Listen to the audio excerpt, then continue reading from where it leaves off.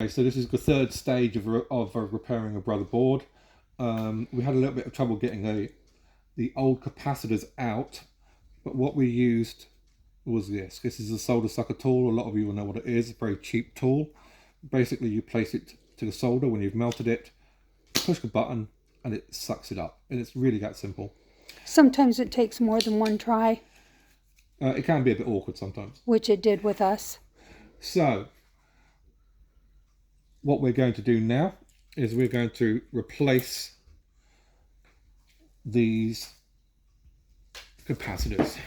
And just to make sure that I'm putting them in the right place, as you can see, C601 is the 0.1, so that will say 0.1 on it.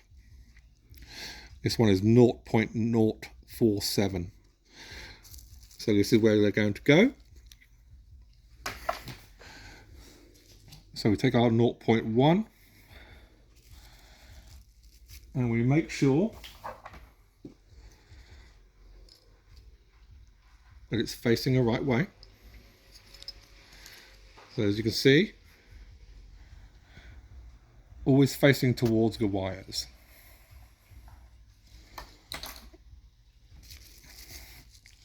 You slot that into the two holes.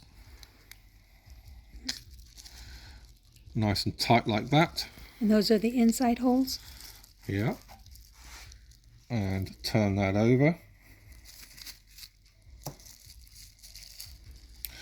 And what I'm going to do is I'm going to bend that slightly just to hold it in place. Just like that. Which is why we had trouble getting the other ones out, because they bent the wires and then soldered it with the wires still bent. And then what we're going to do is we're going to solder those in.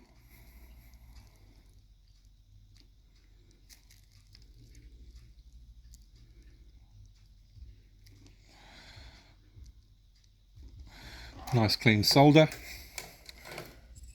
Wait a few seconds for it to cool. And then just snip your ends. Very simply push the legs back up and snip the legs off like that. And what we're going to do, we're going to do the second one. Which is on the other side. This is your C602, is your 0.47. Again, bend the leg. Once your solder is off, you'll be able to tell where your holes are.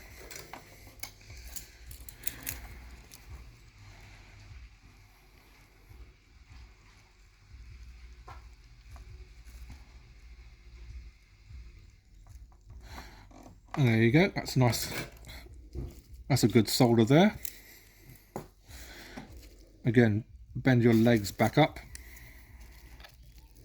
Oop. Let's see if I can give you a clear. Snip the legs off.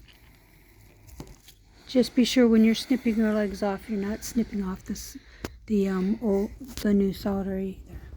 So there you go. So what you have there is you have your basically what you've got there now is you have your